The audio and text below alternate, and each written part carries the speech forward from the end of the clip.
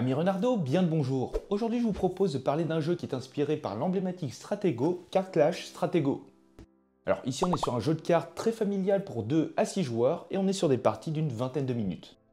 Et avant de vous présenter tout cela, n'hésitez pas à laisser le petit pouce bleu pour soutenir la chaîne et à vous abonner si ce n'est pas déjà fait. Et sur ce, c'est parti. Dans une partie de Card Clash Stratego, vous êtes voir au début déterminer un certain nombre de manches, avec à chaque fois à la clé un point, qui sont représentés par des cartes drapeaux. Et à l'issue, tout simplement, le joueur avec le plus de points remporte la partie. Et pour remporter une manche, votre objectif, former une grille de 2 par 2 dans votre couleur. Et en commençant par un premier joueur, vous allez jouer à tour de rôle. A votre tour, vous allez jouer l'une de vos cartes en main face visible, et vous terminerez par piocher une carte avant de laisser le joueur suivant jouer. Et quand vous placez une carte, vous aurez deux choix. Soit vous la placez à côté de façon orthogonale à une autre carte, ou bien vous pourrez la placer sur une autre carte. Dans ce cas, la valeur doit être strictement supérieure à celle du dessous.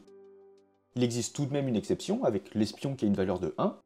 Il pourra uniquement être empilé sur le maréchal qui a une valeur de 6. Vous trouverez aussi la bombe qui peut uniquement être empilée sur une autre carte numérotée de 1 à 6. Et vous avez le démineur qui a un petit symbole de croix. Il peut uniquement être posé sur une bombe. Cela va terminer la pile et aucune carte ne peut plus être placée sur celle-ci. Et vous allez ainsi enchaîner les tours jusqu'à ce qu'un joueur parvienne à créer une grille de 2 par 2 à n'importe quel moment de la partie. Dans ce cas, il remporte la manche. Et autre façon de clôturer, c'est que vous n'avez plus de cartes et aucun d'entre vous n'a réussi à créer cette grille de 2 par 2.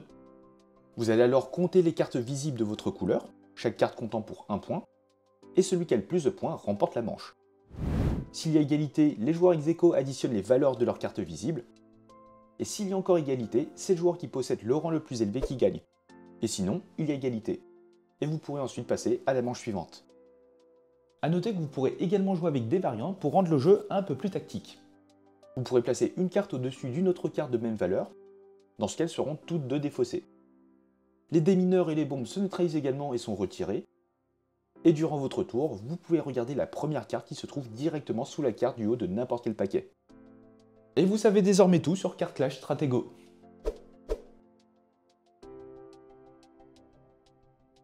Et voilà, c'est la fin de cette vidéo. Comme d'habitude, merci à vous de l'avoir regardé jusqu'au bout.